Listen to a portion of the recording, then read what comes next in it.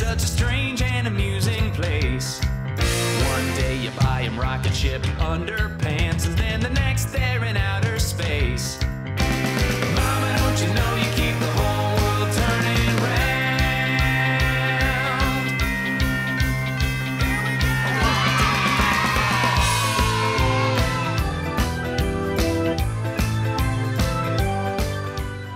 Okay, so now we're in the nursery. We want to find out what we needed to do to keep our babies safe. This is kind of the first place people always think of they need to do the nursery. What are some of the things that they need to think about? Well, one place we can start is at the crib. A couple things that people should consider, parents, is that you want to keep your crib as free of any toys, blankets as possible.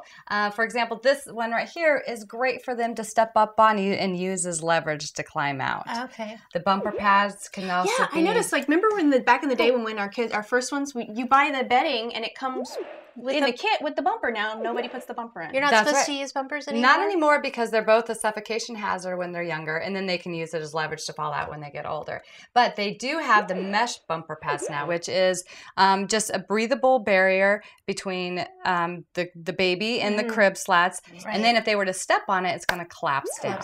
Yeah. Okay. If your child needs to have a little comfort toy in there with them, I mean...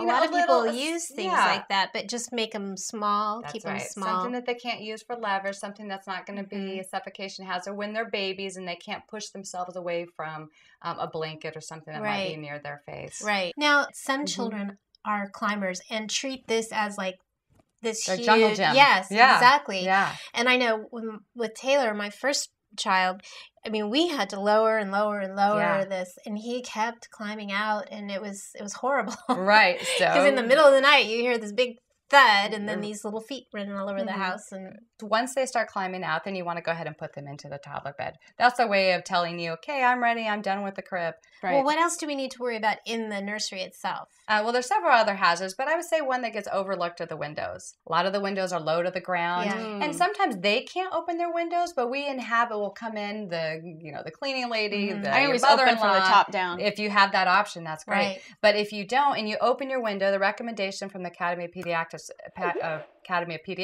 3.5 inches. Okay. So if you open your window past that point, then you do risk that the child could either get their head through, or more likely that their body will go through and then their head won't. Yeah. So the screen absolutely is not. Yeah, the screen is not going to. They use that. They look at that screen. They put their face against it. And They think it's going to hold and it pops it up. Yeah. I have my older kids. Even we have the guards on there, and they'll put their head through and they'll yell at their friends. I'm like, get away from the window. Yeah. So the screens are not there, and they're a false sense of security. We just had our windows replaced, and they have these little pop-out things that keep it from going up any higher. Yep. So. And there are products out there that do that same thing. Right. So you can get a suction cup that just suctions onto the top window. Someone raises the window, it stops it from opening. So there should be locks on your windows that you can take off easily if there was an emergency. But it's on there as a guard so the child can't open the window. Right. Every single phase hit me much earlier than they attempted it much earlier than I thought they were capable of. Right. So baby-proofing the nursery is something that you need to do a lot sooner than you think. Yeah, sooner than you think. Well, and they fake you out too. Because I was telling Gretchen about my 2-year-old. I thought she couldn't get out of the crib. I went to the bathroom. When I walked past her room, I shut the door. When I came out of the bathroom, the door was open. I thought, that's weird. So I shut the door and stood there, and I hear funk. She's staring at me. Oh no.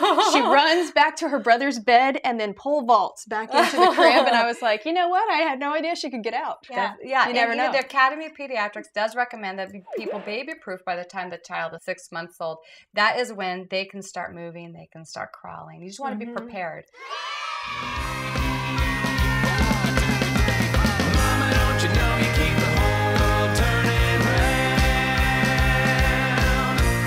Mama, don't you know you keep the whole world turning round? My niece and nephew locked themselves into the bedroom. We couldn't get in, and finally my sister-in-law got in, and they had taken all of her baby dolls and given them all diaper rash treatments and themselves. It was awesome. Well, there you go. So that